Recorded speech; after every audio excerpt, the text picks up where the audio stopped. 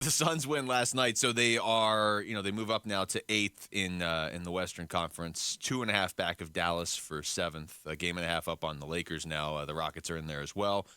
But during the game, Chris Haynes on the TNT broadcast said this about what's next for the Suns. For the Suns, a lot of people will point to a point guard, but, in talking with the Suns, they believe that with Devin Booker, Kevin Durant, and Bradley Beal, they feel like they need the ball in their hands, and they'll feel like they'll need another point guard that's going to take the ball away. So right now, they're looking for, as the trade deadline approaches, they're looking for an athletic wing. That is what I was told that the Lakers and the Suns are looking for. The trade deadline approaches. February 8th is the deadline. It's interesting because I was talking to an individual that shall remain unnamed based on audience, but they were talking about the fact that, the Suns, the problem with the Suns and their wings right now, they've got D guys and they got 3 guys, but they don't have 3 and D guys. Does that make sense? You can only put so many guys on the floor at once, right? Like, hey, you get out there and hit some threes, right. and then you stand right behind them and you defend. Like, you can't have 7 guys on the floor. Right, so once again, it's not a shock or a surprise, of course, that they're looking for an athletic wing who can actually shoot the 3, I would imagine. I've gone most of this season thinking that, obviously they're going to do something at the deadline because you're all in. And when you're all in, you go all the way in. You're not like, oh, but I'm going to hold up here. Like, you're in. And by the way, the entire league is in on that guy. Yeah, that's true. The wing, the athletic wing guy. There's not a lot of really good ones available. They're all in on that one, yes.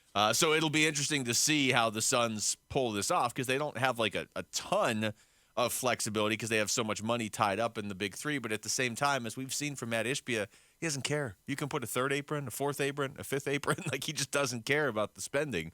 And I would assume that's not suddenly going to change because this is when you're all in. Like, who knows if Matt Ishbia, I think he will be, but who knows if he's going to be this all in 5 years, no. Right? Because you're not going to have had picks for a while. Like, who knows? But right now, you are all in, and we got a glimpse of what it could look like last night when things start to go right. Yeah.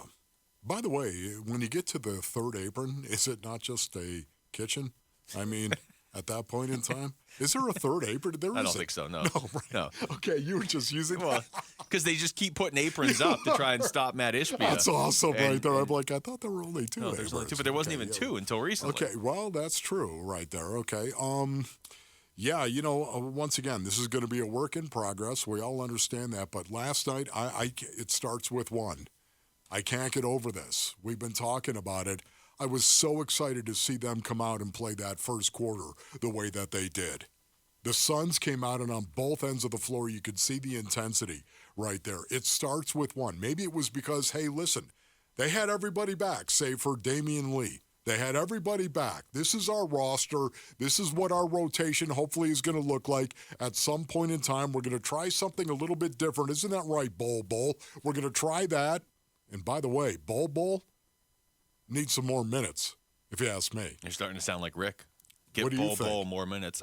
Yeah. I mean, at this point, outside of what? The main, if we're like 6 guys, I think you're still looking for stuff. And Bol's not one of those main 6, but he's so unique that maybe he can give you something in that sort of role. So, yeah, I mean, until he shows he can't do it, why wouldn't you keep looking at it? Right. But I just loved how prepared they were, the intensity level that was there. It starts with 1 game. And if you can do it 1 game, you can do it 2. And if you can do it 2, you can do it 3. And if you can eat it, and it goes on and on and on, you've got to replicate the intensity level, the effort level. And you could see it again on both ends of the floor. It was a little bit different. Maybe it was the Lakers. Maybe it was, look, everybody, it's LeBron James and Anthony Davis. Maybe it was the competition that whatever it is, they need to take what they did last night and replicate it.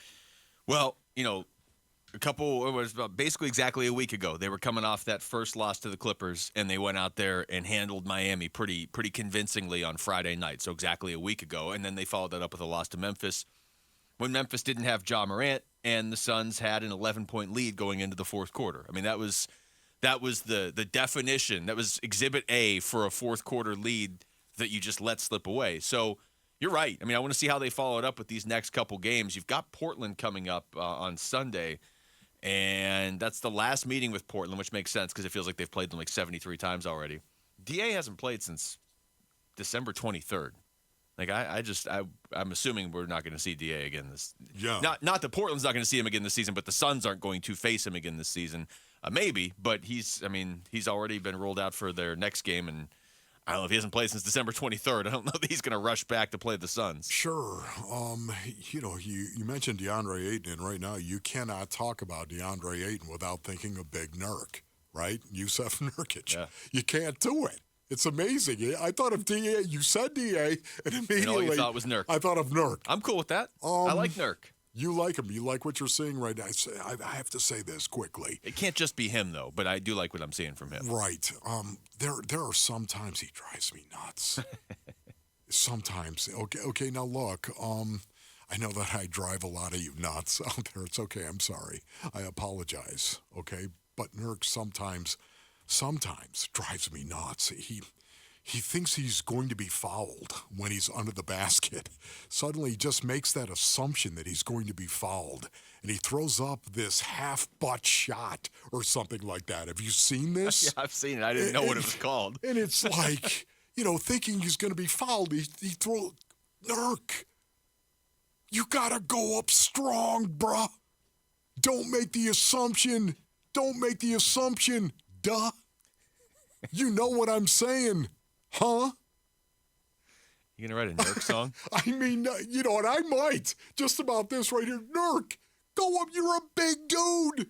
You're 280. I'd like you at 290, Nurk, but you're 280. You got to put that in the song. I would love for you to go up and do it strong. Get hacked. He is Don't listed assume at 290. you're gonna... He's listed at 7 foot 290. I know, but remember he told us he was 280 right there. And you were disappointed. That was coming out of training camp, wasn't it? Yeah. Though? I mean, yeah. Maybe he got like a hold of some of that Scottsdale food, and now he's 290. Yeah, maybe that's what maybe he's 290. I like him at 290 right here. But again, I just that kind of drives me crazy. It does, and even you'll hear Eddie Johnson comment on that as well. EJ will say the same thing. It's so true, dude. Go up and what do you? Okay, maybe you shouldn't watch big men on the Suns just for your own viewing enjoyment. Why wouldn't you want to do it? Why wouldn't you just want to go up and Imagine if Wolf was 7 foot 290. No, I don't understand not wanting to engage in that intensity. Where you want to go up there, you want to elevate right now. The one thing I can tell you right now, we're going to break your wrist. It might not go in. The ball might not go in, but I'm going to break the wrist. You might block my shot. But you're going to regret blocking with a broken wrist. Well, that would be less than ideal. Thanks for watching Wolf and Luke. Tap to see more and click the button in the middle to subscribe to Arizona Sports.